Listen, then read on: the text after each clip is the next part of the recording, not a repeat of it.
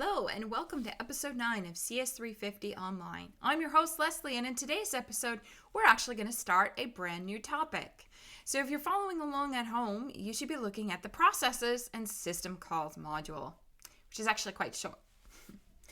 All right, but first, before we get into that, let's look at our OS of the day. Now, we have finally reached the point in time where we can talk about the Unix operating system.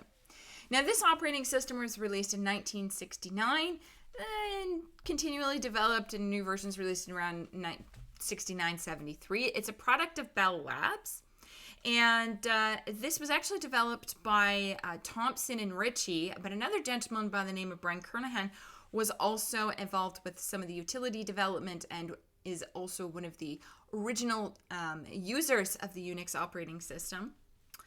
And these gentlemen were all people who had, well, for the most part, were people who had worked on Multics, which, if you remember, let's go back in time. Multics is a product of MIT, and this, I said before that people were going to turn this into something cool, and that's the case. So a bunch of ex-Multics developers who felt that Multics was a little bit too complicated, they broke off, went to Bell Labs, and they decided that they wanted to make their own version of an operating system. And they called it Unix for Uniplexed Operating System. Because the idea is it's meant to be much more simple than Multics was. Now, what is Unix? Now, obviously, Unix plays such a huge role in our lives every day, because whether you are using, Apple products, or whether you are using a Linux kernel-based operating system, and that includes things like Android, you have Unix to thank for a lot of the development, a lot of the things that have poured into those kernels. And for the person on Twitch saying that I should wear a pink tie, I actually don't know where my pink tie is. I have a pink tie. I had a pink tie from 2001, which is when my Frosh Week was, but I could not tell you where it is. Sorry. All right, so what is Unix? So one of the goals of Unix, you'll notice this is the first operating system here where we're not specifying what kind of computer it actually runs on. And the reason for that is because they wanted this to be a portable operating system. Now, originally, this really ran on like PDP machines, which is a product of DEC, because that's just what the hardware they had at the time. But they wanted to create an operating system that was portable. You could take it and you could put it on another piece of hardware and it would just work. I mean, you might have to do a little bit of low-level driver changes, but that's actually fairly simple. Most operating systems up to this point were very tightly tied to the architecture, such that you couldn't replace underlying elements easy enough to, move it somewhere else.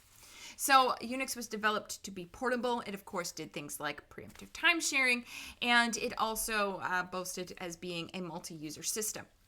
I'm actually going to post the source code for, I think it's Unix version 6 on Piazza, and you might be thinking, oh my god, I'm going to post like some gigabyte of source code, but it's actually smaller than OS 161. It's tiny. By the way, OS 161 is actually based off a BSD style operating system. And I think our OS is about 22,000 lines of code. Unix version 6, if memory serves me, is only about 9,000 lines of code. So that's kind of cool. I will post it so you can take a look at it if you want. And the goal, by the way, or at least my goal, is to actually switch over to using that as our base operating system in the long-term future. But that's a discussion for another day. So you've got this really small, portable, capable OS. And one of the things that they kind of built off from Multics was the concept of treating not just all memory as files, but let's treat everything as files. So if you want two processes to communicate with each other, you can kind of do it with a file-like interface. And they even started treating devices like files, which, as I mentioned before, is really cool, because if you want to talk to something attached to a serial port, you don't have to use this complicated API to try to access the serial port. And like the Linux or new Linux, all you have to do is note that the serial port is dev TTY0, and then you just pipe data to it. and it sends data over the serial port. And if you're wondering why do I always choose a serial port, because no computer today actually has a serial port, the reason is I actually used to do driver development for Linux for printers. And a lot of our printers at the time, keep in mind this was quite some time ago, were actually serial port printers. So I was using the serial port a lot.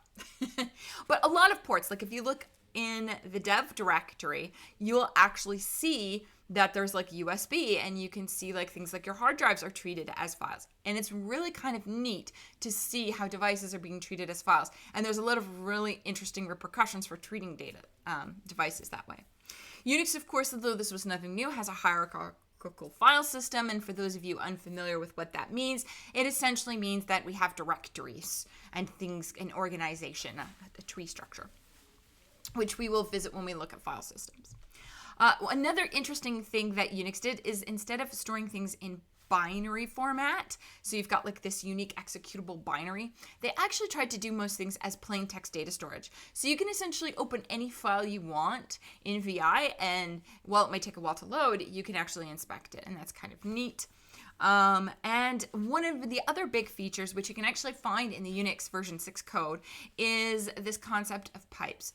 So before this, if you, let's suppose that you wanted to write a utility because you needed to find the process. Let's say you've gone to a nefarious website and you need to find, and your computer's now misbehaving because Firefox is misbehaving. And so you've got to find the Firefox process and you've got to kill it. So you want to write a program that finds the Firefox process and terminates it. And before Unix, you kind of had to write a program that was very specific to that task. So it might have a parameterized name of the process you're looking for, but you would actually be in your program code combining the search and the kill operation together. Unix, they kind of got this idea of piping input into a program that was output of another smaller program. So instead of writing big programs that do these combined tasks, let's write a bunch of programs that do really tiny tasks, and then build in the ability to have data from one pipe to another. That is, we'll take the output from one and use it as input to the next program. So that's actually from Unix.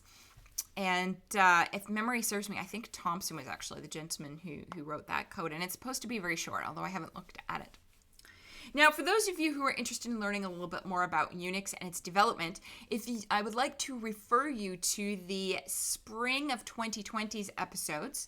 And I believe it was also episode number 9, I think. It was 8 or 9.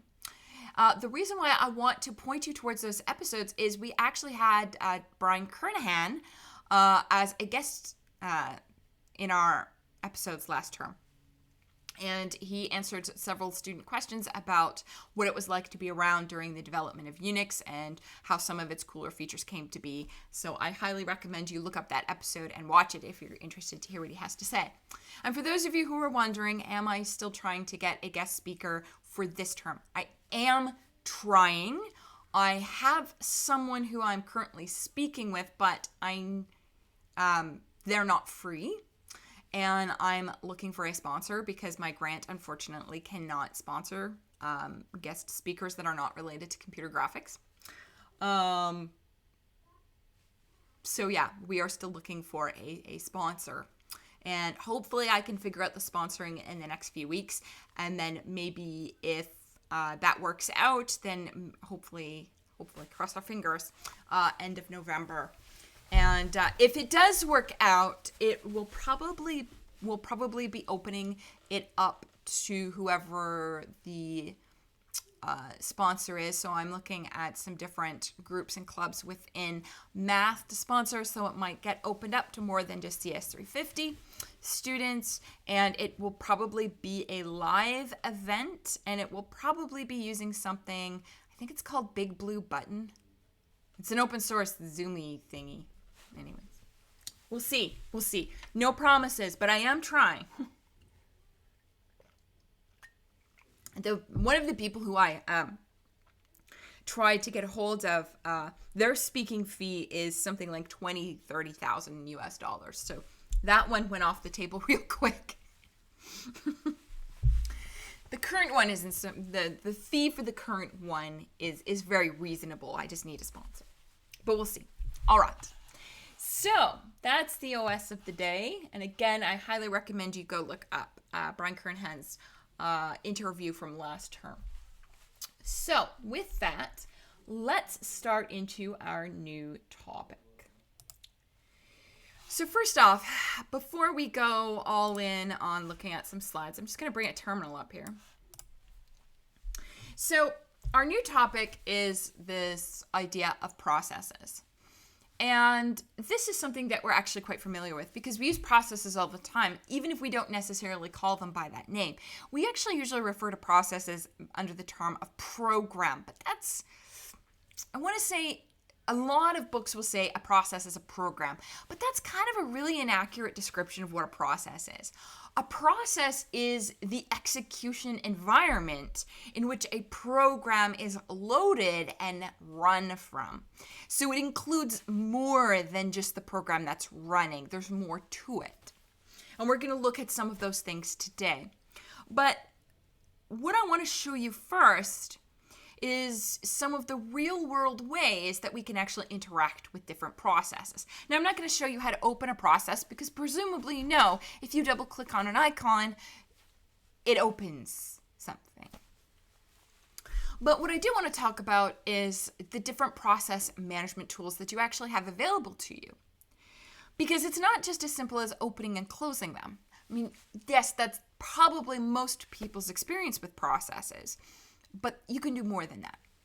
So for one, let's suppose that you're a CS136 student, and let's suppose we didn't use C shell, which would be great, right? So you're running your very first C program on your computer, and you've never used loops or recursion before with C, and so of course you're going to have some kind of infinite loop or infinite recursion. So you run your program at the terminal and it doesn't stop. And you've got to figure out, how do I kill this program? How do I identify that this program is consuming a lot of resources and this program probably isn't going to stop? And once I find that, how can I terminate the program? Now, I know if you're running things in like a bash terminal, you can just type Control-C and it'll stop the program. But there are other ways that you can find processes and learn about what the process is doing and then decide whether you're going to terminate them or not. Now, many of you have probably used this utility before. It's called top, and this actually presents itself slightly differently under Mac than it does under GNU Linux. So if you're sitting at home and you open top and you see slightly different headings, that's to be expected. I would actually SSH into my research machine and show you what it looks like under GNU Linux, but I don't know the IP address right now. I got it back up and running, which is exciting, but I don't remember its IP address.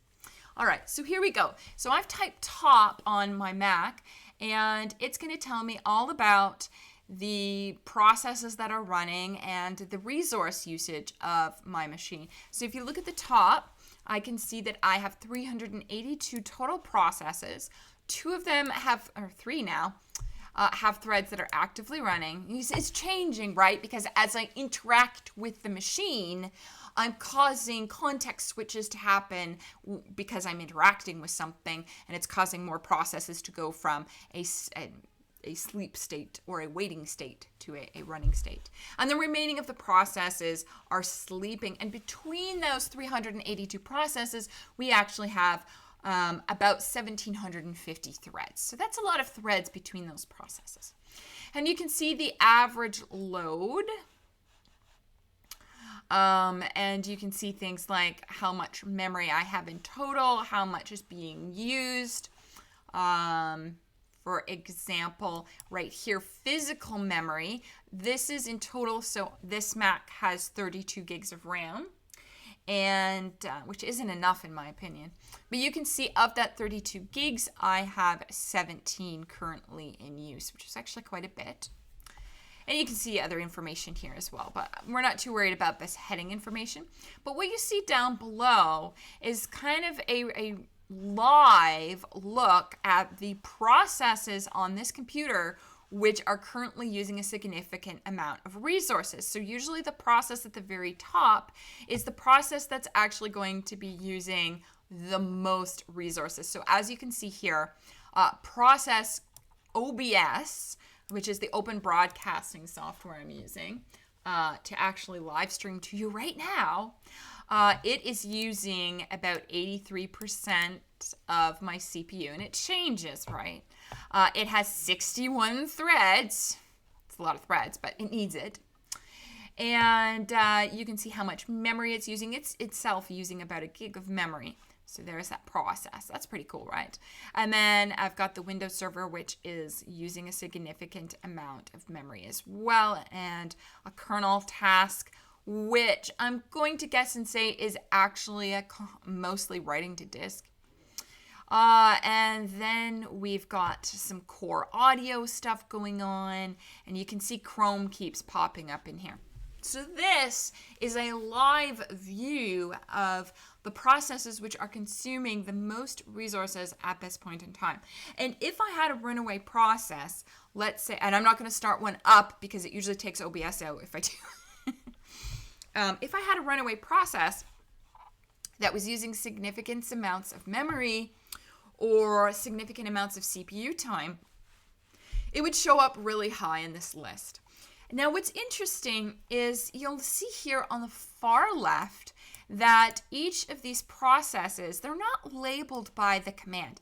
The command is not unique because if you actually look here, you can see there's several with the same command. The only thing that's unique is this process ID number. So every process, instead of referring to the process by the name of the program that's running, we actually, because that's not guaranteed to be unique, we're actually going to refer to each process by this unique identification number, which is a positive integer. And you'll note here that in Apple and in indeed most Unix-based operating systems, the kernel task has PID 0 or doesn't exist, doesn't have a valid PID. But every other process has a PID typically bigger than 1 or 2. And we'll see why in a minute. I'm guessing that the kernel task's PID isn't actually 0, and you'll see why shortly. So there's some processes. Now, why is this useful? I mean, aside from being able to identify a runaway process or a process that's using too much memory, what kinds of tasks can we do for this? Well, I'm going to quit out of top there. Top actually uses a significant amount of resources. You can actually top bomb a system. I've done this on the school servers when I was an undergrad. If you get enough copies of Top running, Top actually consumes enough resources that you can actually slow the machine down. Fun things you try as an undergrad. So let's suppose that you are in Chrome and you wanted to download a bit of nefariously acquired software. Like, let's suppose that you want Photoshop, but you don't want to have to pay for Photoshop. This is actually something I've been putting off for about 2 years now. My Photoshop licenses actually ran out, and I need a new version of Photoshop. But Photoshop costs per year $700 US. That's really, really expensive. For the record, I've been using the GIMP instead and Inkscape. But let's suppose you actually wanted to illegally acquire a copy of Photoshop. You might go to something called a Where's website. And I don't know if you've ever been to them before. Don't go to them. It's a good way to get a virus. But before BitTorrent was popular, it was a really good place to go to get cracked versions of software, or the cracks themselves, or serial numbers and such. So let's suppose that you happen upon this website or some other nefarious website. I'm sure you've been to them before. And you get a little pop-up. And the little pop-up says, you have won a prize. Click OK. And there's a cancel button and a little X button. And you know damn well that it doesn't matter if you click OK, cancel, or the X. You're getting a virus. And the pop-up has been written in such a way that you can't close Chrome by hitting the X button. It's not letting you interact with Chrome in any other way. You can't switch tabs. You can't close it by the X in the corner. You can't go up to the file menu and hit quit. It's taken control. So the thing is, in all of your other tabs, let's suppose you've got a 350 quiz open that you're in the middle of, and you don't want to close Chrome down completely because you're going to lose your quiz attempt. And you've got a chat with your significant other maybe open, and you don't want to lose that. And maybe you've got a YouTube video open that you're in the middle of watching, or I don't know what you've got open. You've got stuff open in your tabs and you don't want to close it. If you're like me, that's your version of doing bookmarks, is just keep a tab open for everything you're actively using. Actively. So what are you going to do? How do you get rid of this tab where it's got this pop-up? And if you click on anything, you get a virus. Well, there's actually an easy way to do it if you're on a Unix-based operating system. So what you have to do is identify which tab is the offending one. Now, what's interesting about Chrome, and I know Firefox does this as well, is each tab is actually a separate process. So you need to not identify which tab is the wrong one. You need to identify which process has that offending pop-up. And then what you have to do is terminate just that process. And if you terminate just that process, and sometimes it might be 2 or 3 of them that you have to terminate, then you won't get the virus and you've preserved the other Chrome tabs. So how would you do that? So how do you search for Chrome tab processes and get their unique ID numbers? Well, there's another way you can find them, and that's with the ps command. So we're going to do ps ax, and then we're going to grep.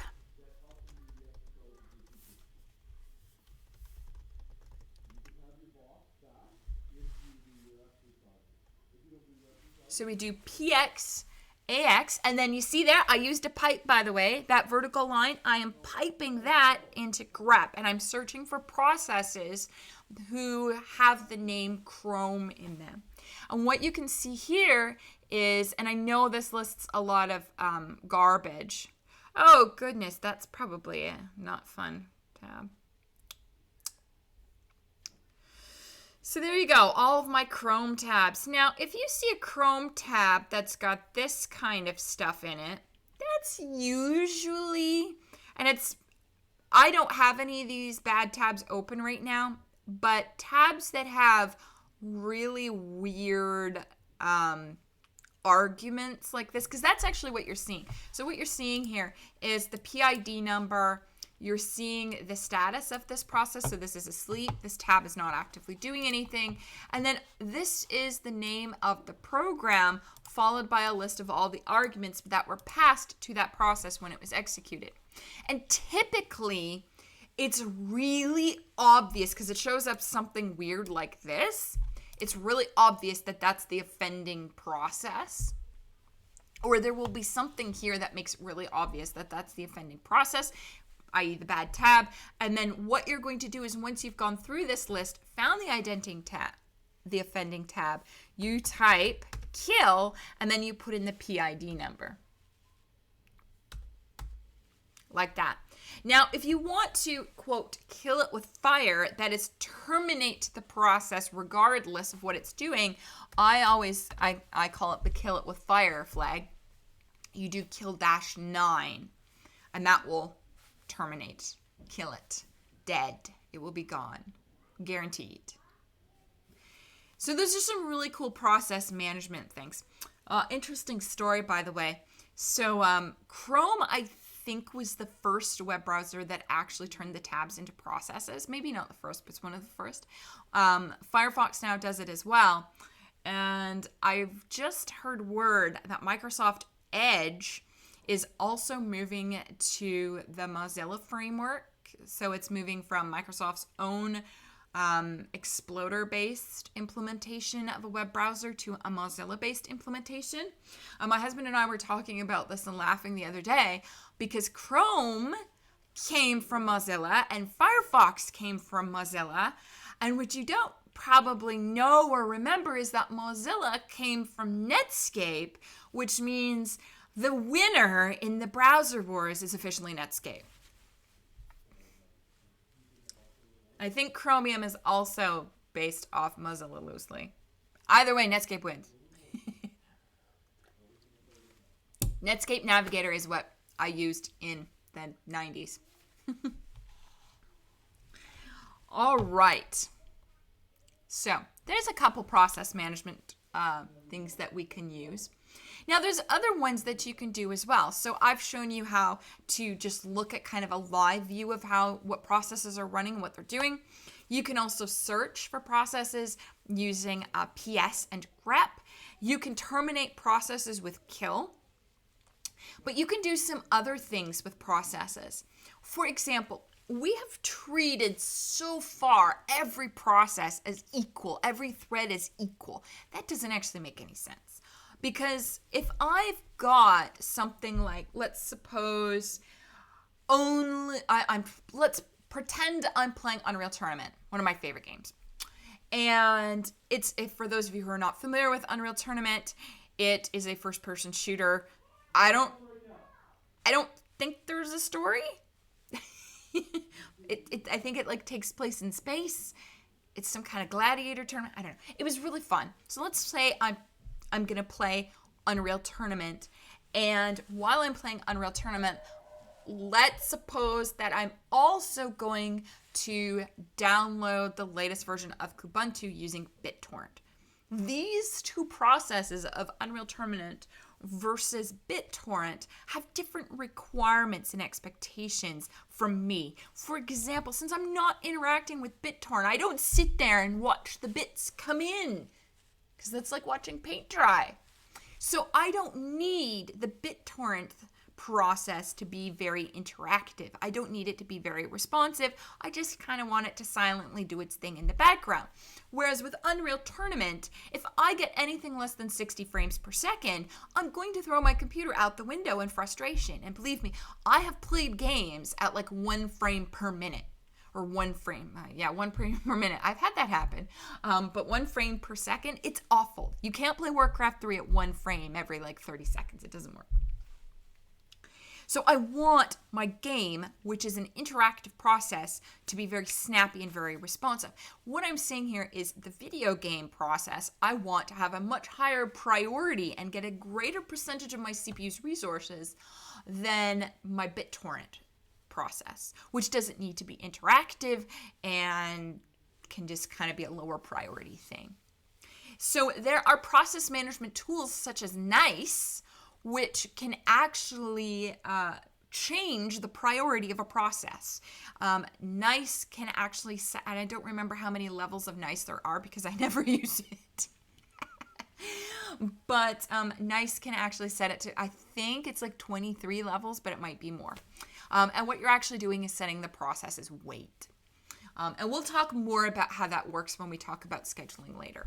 So we can monitor our processes, we can search for them, we can terminate them, we can alter things like their priority. There's all kinds of different ways we can interact with processes. And that's kind of where we're focusing today, is how to interact with them.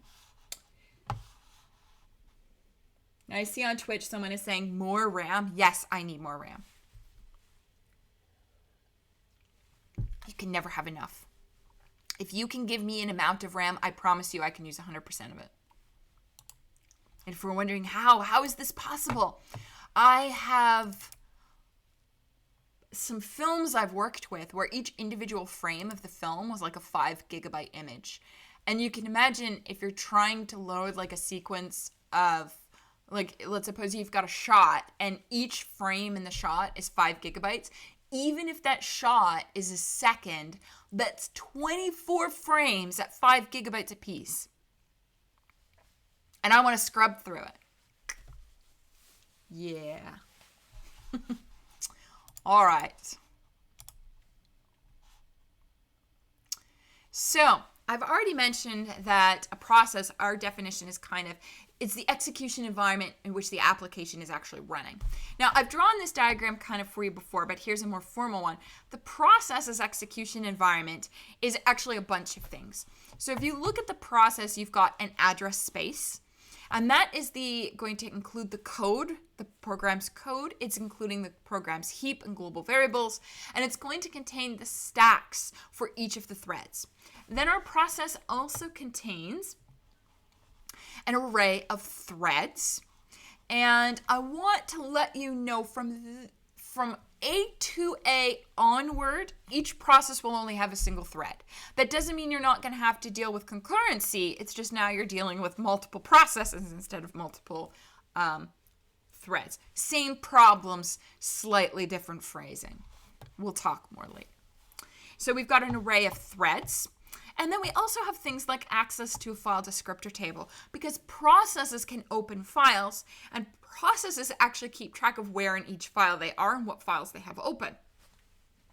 And there's other things like, for example, if you are a Chrome tab, for example, you are going to be establishing a connection to like an TTP connection with another web server. So you're going to have things like sockets, like TCP IP sockets. You might have UDP sockets. You might have things for IPC. All of those different file descriptors, socket descriptors, they're all going to be a part of the process structure. And that's actually what we're drawing here, this is the process's structure. Now, I have a slightly implemented version of processes, so let's go over and take a look. So let's look at the process structure in OS 161. So you're going to go into the include directory, so current include, and you're going to open proc.h. And again, my processes have been partly implemented. So if you open this up, you're going to see some things that are missing that I technically have. So I'm going to go down to struct proc. Okay. I'm going to go up one so you don't see. So this is the stuff that you should have in your proc structure.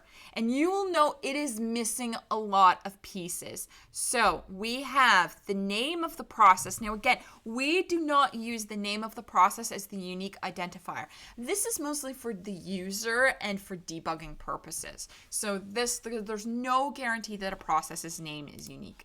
There is a spin lock that is used to protect the variables in this structure. When we talk about A2A, I recommend you add a lock as well, because the spin lock isn't going to provide us quite with everything we need. It's just, for now, this is what we have. You're going to be making a lot of improvements and additions to processes, so you're going to need to add more here. Here is our array of threads, and then we have a pointer to our address space. And then this here, this V node, this is actually access to our file system. And we're going to ignore this. Please do not remove or modify any of these objects that are already here, but for the coming assignments, you're welcome to add whatever it is you need, and you will need things, to the process structure. For example, you will note that your processes structure does not have this field here, a PID field. You're going to have to add that. Again, I said my processes are partly implemented, so I have a lot of pieces in here that you don't. But this is what you will have. So you're going to need to add things like the PID. You're going to need to add things like extra synchronization primitives and a bunch of other fun things. But this is the process structure. And whenever we create a new process in OS 161, we are going to be creating one of these objects. And then as we create a new thread, we will be adding the thread to this array of threads.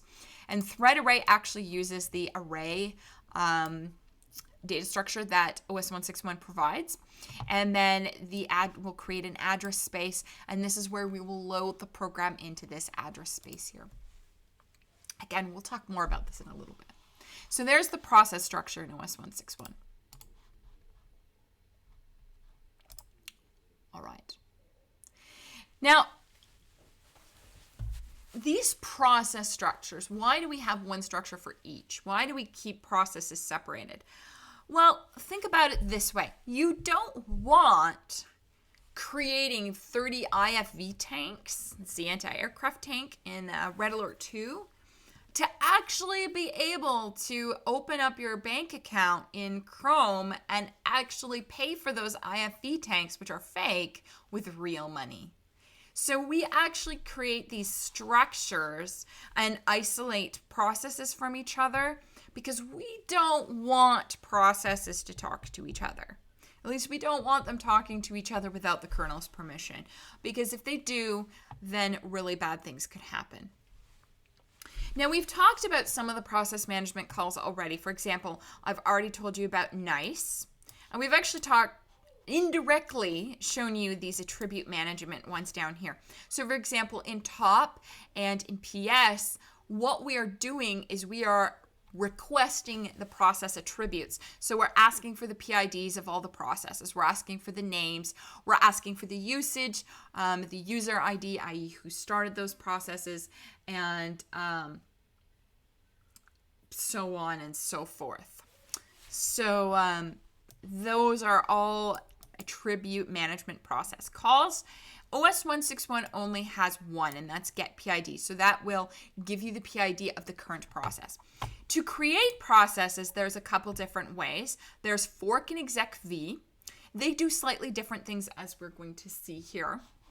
To kill a process in the Linux kernel, you have exit and kill. In OS 161, we only have exit. And then you can actually have synchronization for processes. Now, if processes are supposed to be isolated from each other, why do you need to have synchronization? Okay. Maybe you've decided to implement MapReduce using processes instead of threads. And this is actually a very common implementation. Like if you look at the Hadoop library, it actually does this with processes usually. At least on AWS it does. What you're going to do is each of your map workers is going to be a separate process. And then your reduce workers which are also separate processes, have to wait for the map processes to complete before the reduce workers can actually start working, because they have to wait for the maps to have completed the task before they can collect and aggregate the results together. So you can imagine we would need the ability to have one process wait for another process to complete. So we have synchronization for processes. Now, the Linux kernel and Mac OS and Windows have all different kinds of synchronization for processes. OS 161 has a single one, which is wait PID. It is wait for the process with this PID to terminate, and that is all.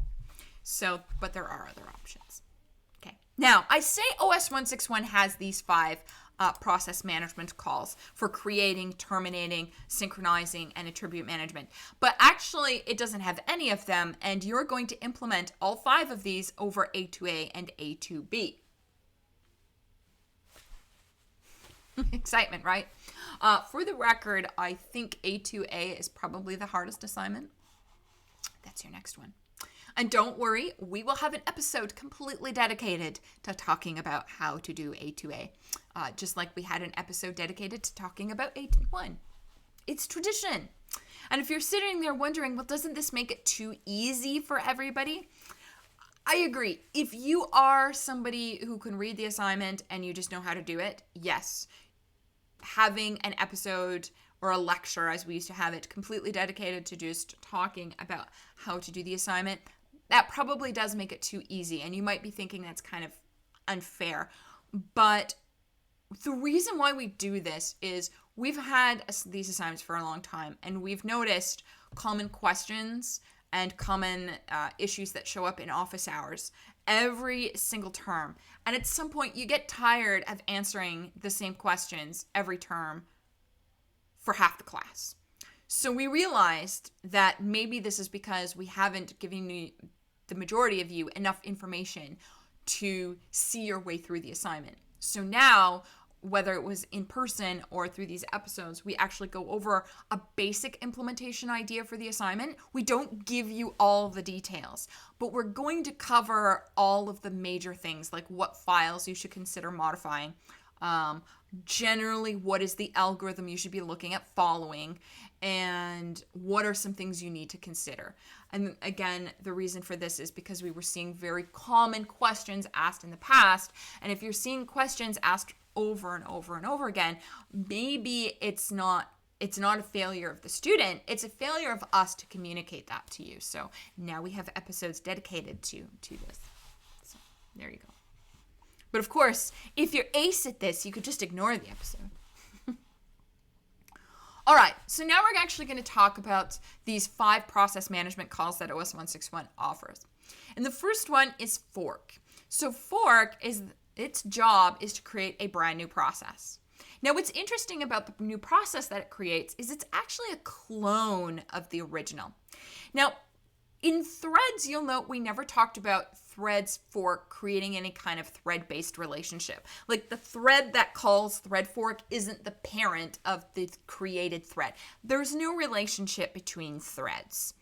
But processes do have relationships. So if you're a process and you call fork to create a new process, you are the parent and the new process is your child. And your child, because you're a single parent and you've managed to procreate on your own, is going to be your clone. So it's like Dolly the sheep or something. Now, when we say clone, what do we actually mean? It's not the same process structure, so we are creating a brand new process structure. That process structure will have its own address space, its own thread array, its own vnode, and all of those things. But the contents of the address space will be identical between the parent and the child. That means that when a parent process calls fork, the child process will be its own process with its own PID, but the virtual memory, the address space, will be identical between the parent and the child. So they will have the same contents in the code, the same contents in the global variables, the same contents in the heap, and the same contents in the stacks. Now, what's interesting is because they have the same address space with the identical cloned address spaces, both processes, when they execute their next instruction, will be executing from the same program counter, because the program counter is copied because it was stored on the stack, of course. And since the parent gave its stack to the child's program counter will be the same as the parent's. So both the parent and the child process will return from fork and continue about their way. However, the address space is not shared. They're separate. So if the parent, after the fork, modifies something in the heap, the child won't see that because the child has a separate address space. Now, there is one tiny difference between returning and fork from the parent and the child. The return value for fork is different depending on whether you are the parent or the child. The parent process gets the child's PID as the return value from fork, so the parent will know, hey, you created a child and here's its name. The child, on the other hand, gets 0 returned from fork to say, hey, you're the child and you're not important. Something like that. All right. Now then, that's fork. That's creating a new process. Then we have exit. So any process that calls exit is going to terminate the process that calls it. And that includes terminating any threads that might be running. So when you actually call exit, you may notice that it actually takes an argument. And this is an exit status code that is actually going to be kept around by the kernel of the operating system. Now, you might be wondering, why would the kernel need a message from the program? Well, maybe your exit status code is an error to indicate that this map worker didn't successfully complete. There was an error reading the data. And we need to be able to communicate that with our reduce workers, so the reduce worker knows that part of the data didn't actually finish. Or maybe we need to communicate that not so much with the reduce worker, but with the master task, so that it can rerun that map worker or solve the problem. How, if these are running as separate processes, how do we leave behind information like this process did not terminate correctly. The exit status code. And if you're wondering, when you return from main, that return value, or use exit with the number in C++ or Java, that's actually setting the exit status code for the process. 0, by the way, indicates no problems for a return value. So never return 1 or a non-zero number from main unless you actually have an error. Because if you return from main with a non-zero, the kernel is going to interpret that as this process terminated incorrectly. Now for us in OS 161, we can set the exit status code to whatever we want because we're writing the OS and we can define what the meanings are. We'll talk about that another time. Now, how do you actually get and use those exit status codes? That will be used by wait PID, the synchronization. So wait PID lets one process wait for another process to terminate. When that other process terminates, the one you were waiting on, we are going to be able to retrieve the exit code and the exit status code, which is how did this process terminate? Was it by a call to exit? Was it because it was terminated by kill? Is it because it had a segmentation fault? So we're going to be able to figure out why did the process terminate, and we're going to be able to retrieve that exit status code pass through exit, so any kind of user program style message. And that information can be used by the process calling wait PID to determine what to do next. I.e., hey, if the process did terminate successfully, but I got an exit status code of 5, that means that I need to redo this task for this reason. So all of that information is left behind in the kernel in case we need to retrieve that about a terminated process. Now, trick about wait PID. You can only call wait PID on your children. So this is kind of the morbid part of the course. So a parent can only call wait PID on its child. Because that makes sense, right? If your child dies, you want to kind of know why they died. Did they die of natural causes, or did they die because they had a segmentation fault? You want to know that. So we're only letting wait PID be called on your children. Not your grandchildren, not your great-grandchildren, not your siblings, not your parents. So a child can terminate, but it cannot call wait PID on its parent. Because if your parent terminates, it's because they were old, right? Again, as I said, a bit of a morbid description. And if your sibling terminates, well, that's your sibling, right? Anyways, so you can only in OS 161 call wait PID on your children. Now, a couple other interesting things about fork, exit, and wait PID. We maintain this parent-child relationship. So we're actually going to store parent-child relationships in the process structure or in the kernel in some way. Some way. When a process terminates, let's suppose that your parent terminates. What happens to you? Do you become the child of your grandparent, or do you become an orphan? And the answer is you become an orphan. So if your parent dies, you're now an orphan. So if your child dies, you don't suddenly inherit their children. You don't inherit your grandchildren. So we're not going to ever change or update parent-child relationships. All right, now let's look at a little piece of sample code using this. So this is going to use everything but execv because we haven't talked about it yet. So first thing, we're going to fork. So this is going to cause two processes to return here. One process is going to get 0 from fork, and that's the child. So the child is only going to execute this. So it's going to get its PID, do some crap, and then it's going to terminate with this code X. Let's suppose X is 5.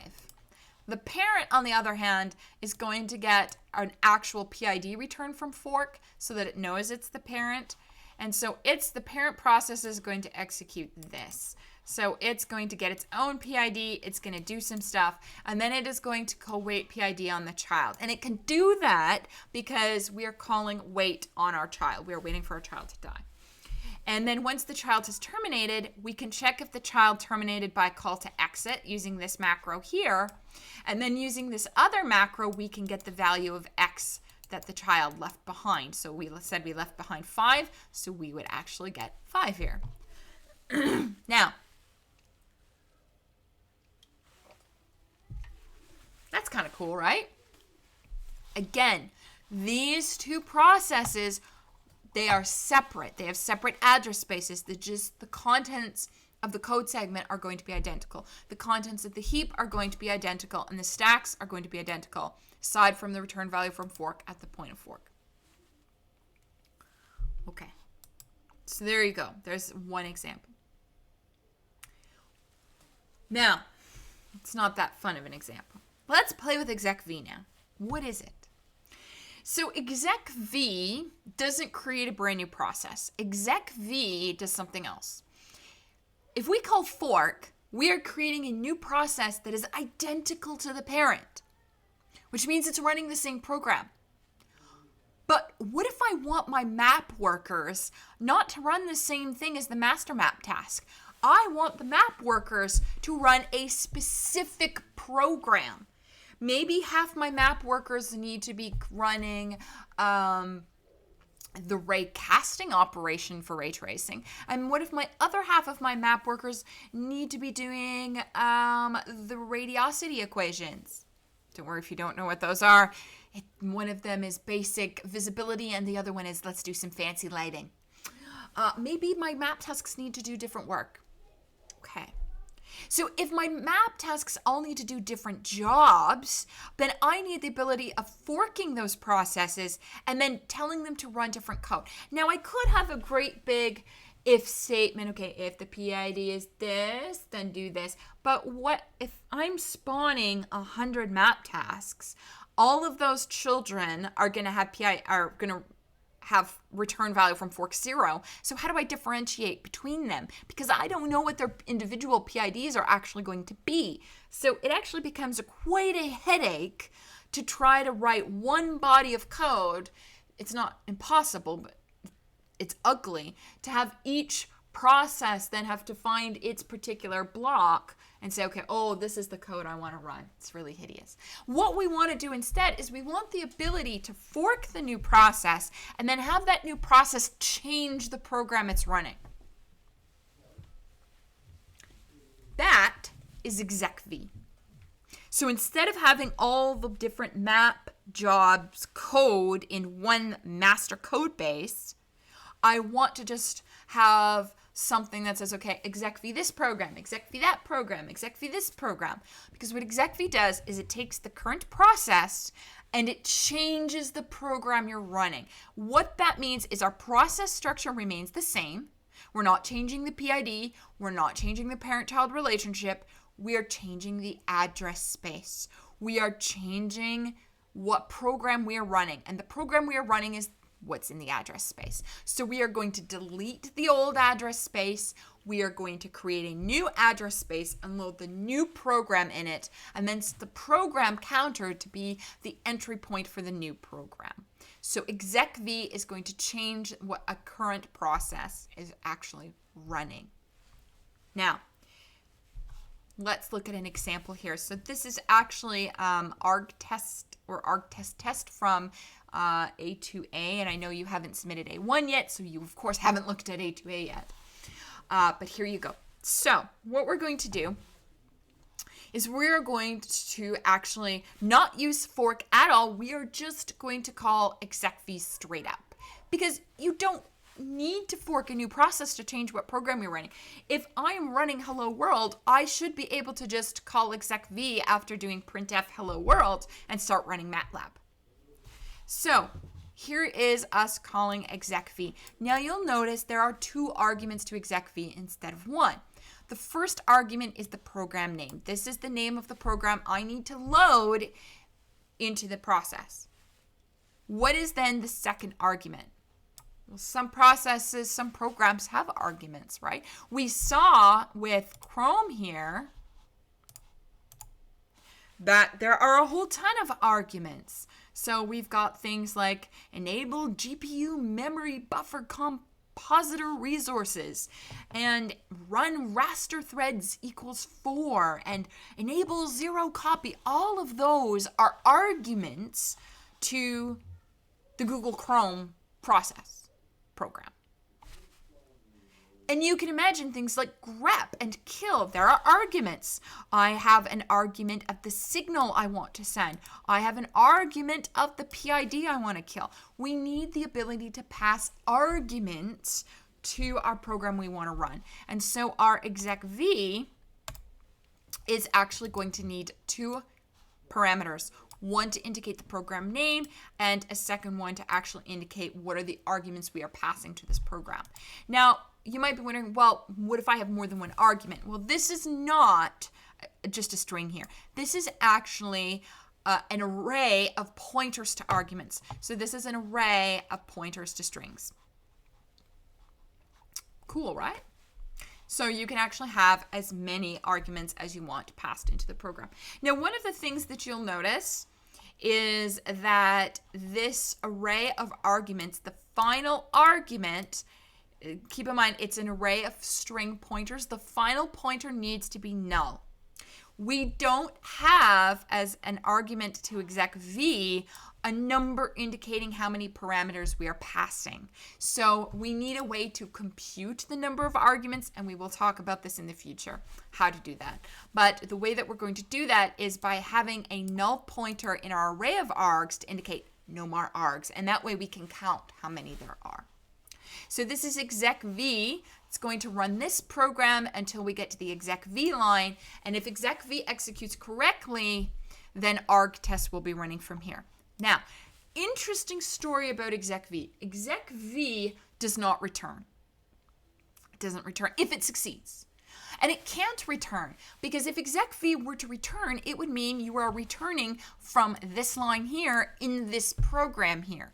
But if execv has successfully completed, then this program is no longer loaded in the process, so there's nothing to return to. If execv succeeds, execv doesn't return, and your new program just starts running. If execv returns, it means it failed, and it can fail. It might fail because there's not enough memory to allocate the address space for the new program. It may fail because the arguments to the new program are incorrect. It may fail because you implemented the argument passing wrong. There's 100 reasons why it might fail. But if it succeeds, you'll never see this. So there's one example of execv. Let's look at another. So this one actually combines fork, wait PID, and execv all together in one ugly looking package. So here we've got, we've set up our args. Let's just assume that the args have already been set up. This is pseudocode, right? And then we're going to call fork. So at this point, we have 2 processes. They both have arguments, and the arguments are the same. Because at the point of fork, we're copying the address space from process A into process B. So they both have this args array, and the args array contents are going to be the same because the args were set up before fork. Now, the child process is going to execute this because fork returns 0 to the child. So it's going to call execv, and it's going to run arg test with those args. And since that program exists, and we'll assume there's no error, these 2 lines will never execute, and we will simply be running the arg test program in the child. Now, the parent, on the other hand, isn't going to execute this. The parent is going to jump down here, and it's going to do something, and then the parent is going to call wait PID on the child. And the question is, can it do that? Well, let me ask you this.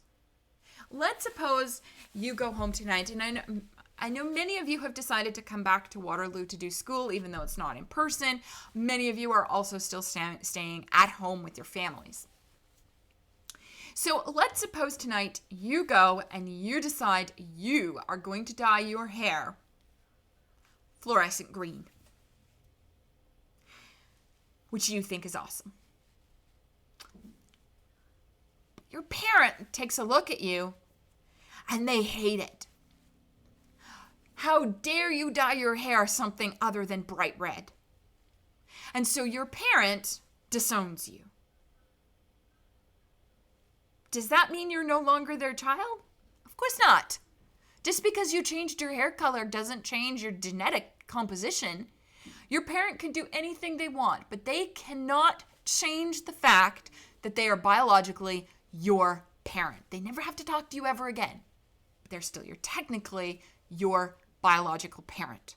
And the same is true with processes. Your child can, and you, the parent, can change your program you are running 1,000,000 times each, but it will never, ever destroy the parent-child relationship. So parent-child relationships remain constant regardless of whether you've called exec v or not. So this line here will succeed. It will. All right. So there is a brief introduction to the 5 process management calls that you're going to be implementing for A2A. Now, for A2A, you don't have to implement the user side of this. That's already done for you. You're only going to be implementing the kernel's copy. And we'll talk more about that in our next episode. Before we move, we're not going to talk about slide 9 and system calls today. That's for episode 10. But what I would like to do is I'm going to move over here to a sample problem to talk about. And we are only going to do, well, maybe we'll have time to do both of them today. So here we go. We have a little snippet of code, and hopefully you can see that nice and clear. If you can't, on Piazza, the extra sample problem thread, this is proc fork. So we have a bit of code. We have a local variable, or sorry, not a local, a global variable x, and we set x to 0, and then we fork. And then the child process is going to do some work, and the parent process is going to do some work. And the question here is, what is the output for each of these processes? What is the parent going to print out, and what is the child going to print out?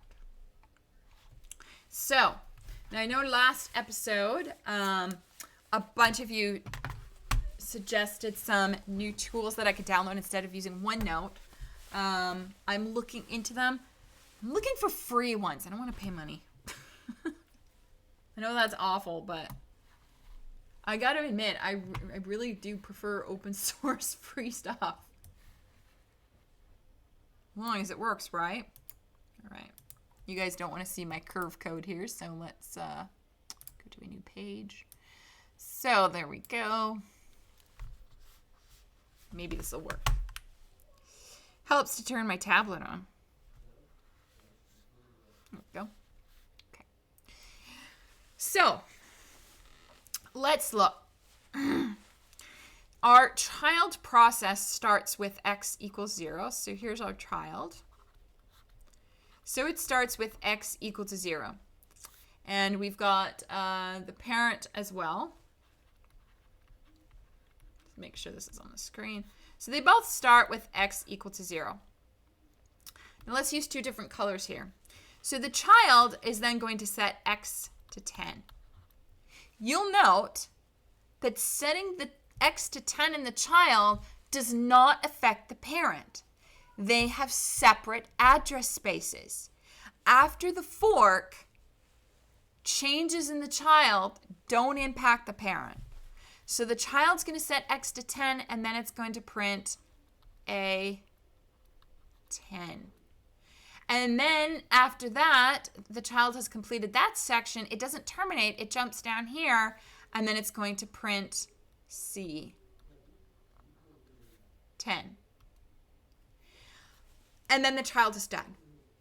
Now the parent, you'll notice here, so our parent, we fork, and then before we set X, we're going to print B. So the parent prints B 0, and then the parent sets X to 100. Again, not impacting the child whatsoever.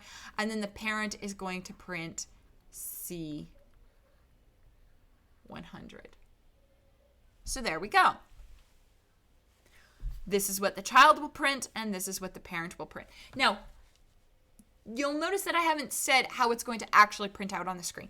The reason for that is that we are still having context switches.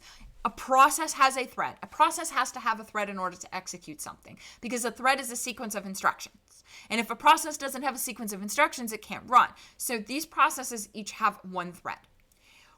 There are context switches happening due to blocks because of printf. There are context switch is happening due to preemption and so on and so forth. So how this actually prints out on the screen, we have no idea. So we're simply going to say the child will print this and the parent will print this. And how that gets printed depends on what order the threads of these processes actually execute. Okay.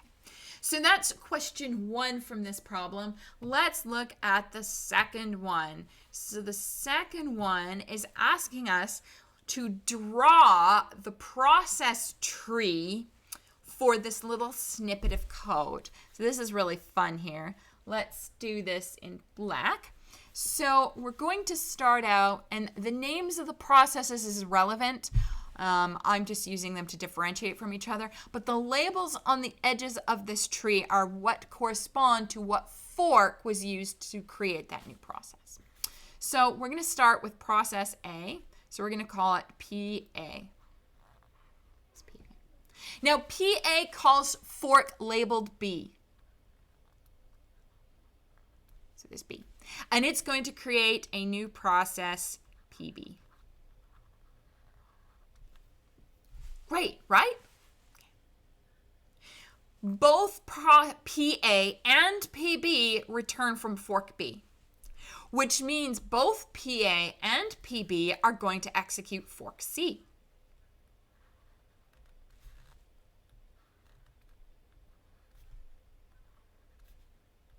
And again, the names and order, it really doesn't matter here. We have no control over what order these threads are going to execute in. We're just drawing what the tree looks like.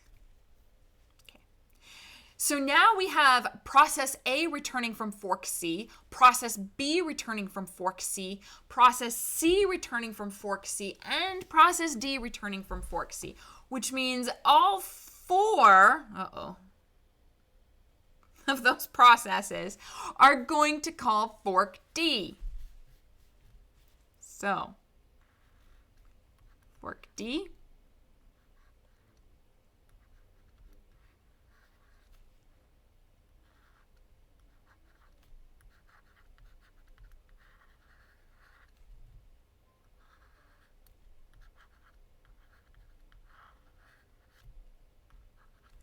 And there we go. There's the last one.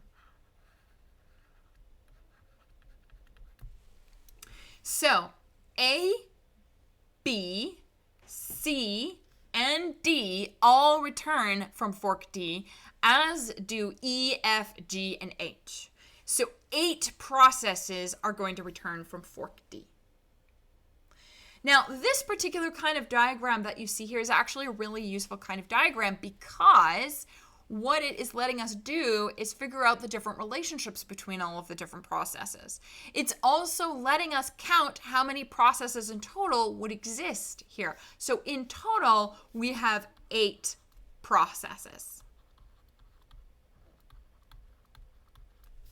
And if we wanted to then do some kind of analysis of how exit codes get passed up, we could do that too. And that's a common problem you'll actually see on final exams and midterms. But we don't really have that kind of thing, right?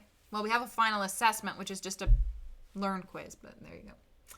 All right. So I'm going to leave that here for today. And in our next episode, we are going to talk about system calls and how we actually implement things like fork and exit and wait PID, because we want the process, the user program, to be isolated from the kernel. And if we're isolating things from the kernel, that's going to cause some interesting problems. So in our next episode, we will talk about system calls and how we isolate things like fork between the user and the kernel. So we will see you on Thursday.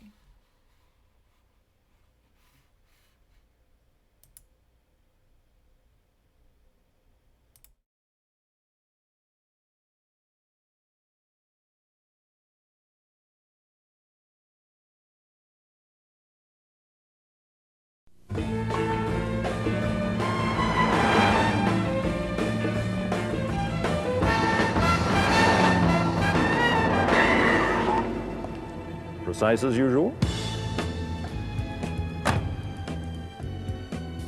Now, in anticipation of your next assignment, we've created a few items with Java technology you may find useful. Oh, you've been having fun? Can we get on?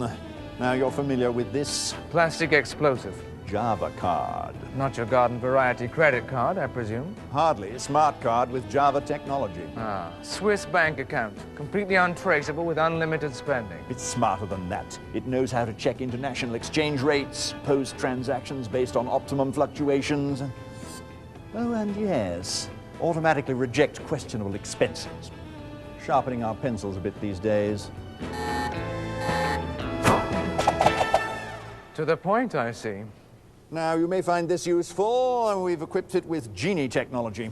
Ah, a personal device capable of sensing the presence of remote forces. Well, to be precise, Don't tell me. It can trigger laser-guided missiles so I can wreak havoc in the corridors of evil. no, so you can make yourself remotely useful. You just hot sync it, it identifies itself to the network, and it's capable of interacting with any other Genie device. Such as? Printer, camera, fax machine, DVD player. Oh, I see. So I could remotely cue up a little appropriate mood music should I be bringing home company. Or better still, you can review the latest training manuals on sonar tracking devices.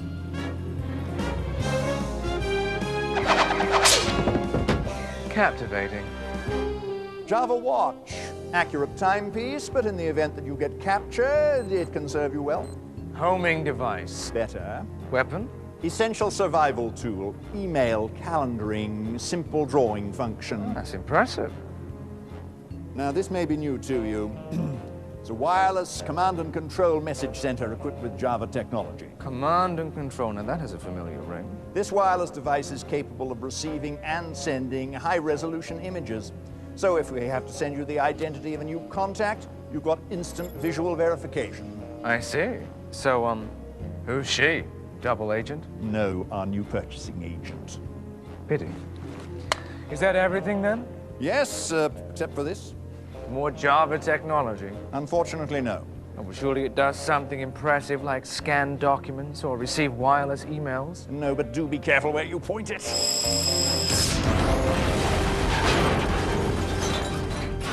You'll need a car. Feeling all right? Shaken, not stirred.